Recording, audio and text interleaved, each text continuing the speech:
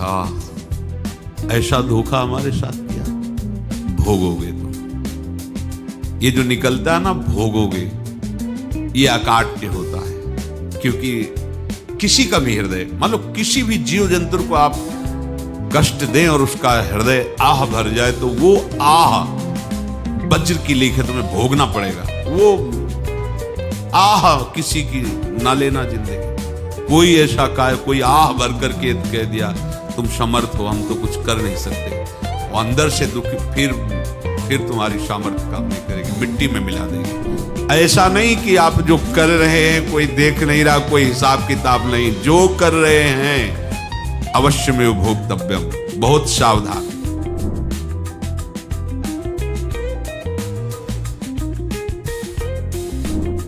जीव स्वयं नित्य निरंतर कर्मों के जाल को रच रहा है और अपने आप को बांध रहा है। आपको मुक्त होना है, बंधना नहीं है। जीव का जन्म कर्मों के अनुबंध से होता है, कर्मों के बंधन से होता है, और उसको अपना ऋण चुकाना होता है। कर्मानुबंध ये बहुत सूक्ष्म विषय है।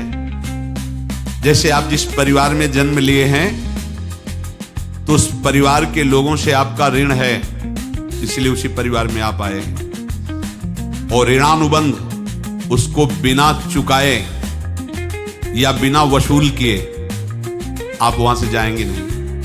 आपको लेना है तो वसूल करना है, और देना है तो चुकाना है। ये पूर्व के जन्मों से निश्चित किया गया है। जैसे किसी के यहां पुत्र हुआ, जन्म से ही पैसा खर्चा शुरू हुआ, बड़ा हुआ तो उद्दंडता के द्वारा मार पूरे परिवार को क्लेश पर क्लेश देता चला जा रहा है। ये तुम्हारे कर्म का फल है। या ऐसे शक्तिहीन बुद्धिहीन ऐसे पागल पूरे जीवन सेवा करो, तुमसे अपना हिसाब चुकाने के लिए वो आया है। अब परिवार के जो सदस्य जुड़े आके, मतलब पत्नी आते ही पूरी हृदय में आनंद, परिवार में आनंद, और जीवन भर वो आनंद ही सुख देने के लिए उसका जन्म हुआ। वो अपना ऋणानुबंध मुक्त, और आते ही भयंकर क्लेश खड़ा कर दिया, बीच में दीवार और झगड़ा वैसा, फिर अतरे दिन मारपीट शुरू, कलह अशांति, पूरा जीवन नरक हिसाब करने आए। यहां ऋण चुकाए बिना कोई जा नहीं सकता, ऋण चुकाना पड़ेगा। किसी का ऋण वसूल करना है तो किसी को ऋण चुकाना है, दोनों काम करने होते हैं। अनेक जन्मों में अनेक लोगों के साथ हमने जो बर्ताव किए हैं, अच्छे या बुरे, वो होंगे। अब किसी आदमी को हम जानते नहीं, अचानक मिला, अचानक टक्कर लगा और मार पीट गाली गुप्ता सब कर दिया, चुपचाप सह लो। क्यों? ये आपका हिसाब है, पूर्व का हिसाब। हमारा उससे कोई द्वेष नहीं, कोई संकल्प नहीं। अचानक घटना घटी और हमसे द्वेष करने लगा, हमें पीटने लगा, हमें गालियां दे, ये हिसाब है, चुपचाप सह जाओ। अपने घर का भाई ही भारी दुश्मन बन गया और क्लेश, हिसाब है। एक प्रभुदत्त ब्रह्मचारी जी की वाणी में पढ़ा था, एक महात्मा जी भ्रमण करते थे, तो उस समय असरफियां चलती थी, मोहरे असरफियां, उनको भेंट में देते लोग। तो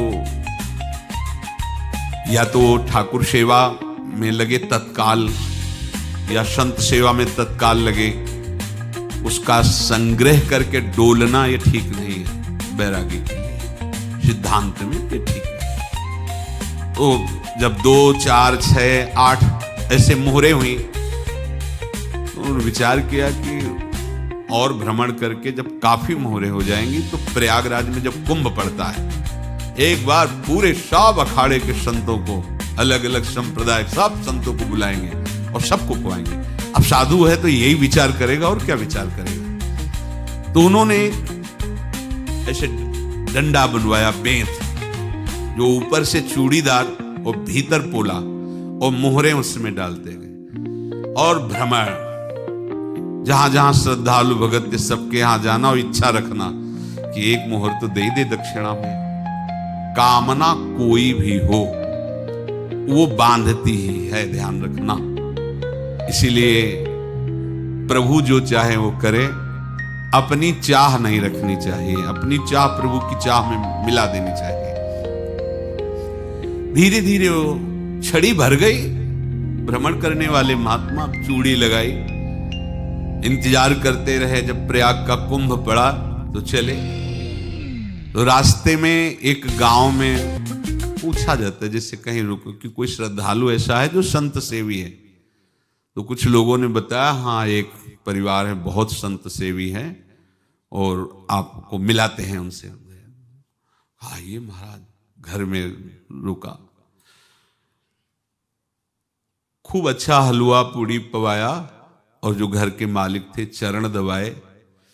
चरण दबाते दबाते उनकी दृष्टि पड़ी उस डंडे पे। इतना मोटा और ऊपर से कुछ चूड़ी सी भी नजर आ रही, इस डंडे में तो कोई रहस्य है ही है। अब महात्मा जी को खवा पिला के सुला दिया। महात्मा जी जब सो गए तो पत्नी से धीरे से कहा, वो डंडा लाओ बाबा जी का। डंडा, वो चूड़ीदार जो ही खोला पलटाया तो सैकड़ों मोहरे। ऐसे संत रोज पधारे भगवान, तुम आनंद हो जाए फिर क्या। पत्नी से कहा, नाप के कंकड़ लाओ। वो तो महात्मा जी तो खाए खीर पूड़ी, आराम से सो रहे।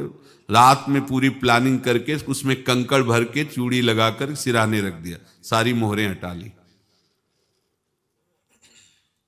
महात्मा जी आराम से छड़ी उठाए तो वजन पक्का। वैसे बड़े लोग चतुर होते हैं, पर ये नहीं जानते कि कर्म कितना भयानक होता है। और उनकी कोई संतान नहीं थी, पर धन में इतना प्रेम उनको था। बहुत सावधान। साधु महात्माओं के पास जो अर्थ है, गृहस्थी अगर आता वहीं से है, पर अगर उसको जोर जबरदस्ती या किसी छल कपट से, तो वो उसका विनाश ही करता है। आज तक का प्रमाण है।